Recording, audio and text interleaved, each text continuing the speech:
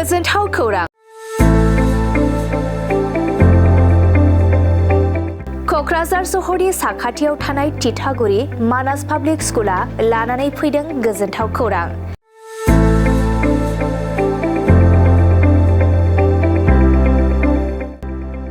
मानास public स्कुला गुन गोनां सोलोंथाइ बोसोरनि नार्सारिनिफ्राय थाखो 9 सिम फरायसा फरायसुलिफोरनि गोदानै 2026-27 मायथाइनि गोदानै मुं थिसननायनि खाबुफोर होगासिनो दं। गुन गोनां सोलोंथाइ होनायजों लोगोसे तितागुरि मानास पाब्लिक स्कुलाव बेसिक कम्पिउटार इडुकेसन, इंलिश स्पीकिं एनवायरनमेन्ट आरो मोजां सोलोंथाइ गोनां फोरोंगिरिफोर दं। फरायसा फरायसुलिफोरनि थाखाय सोलोंथाइ लानायजों गोबां मोजां खाबुफोर दं, जेरै यगानि खाबु आरो हिन्जावसा आरो हौवासाफोरनि थानायनि थाखाय सेपारेट हस्टेलनिबो खाबुफोर दं।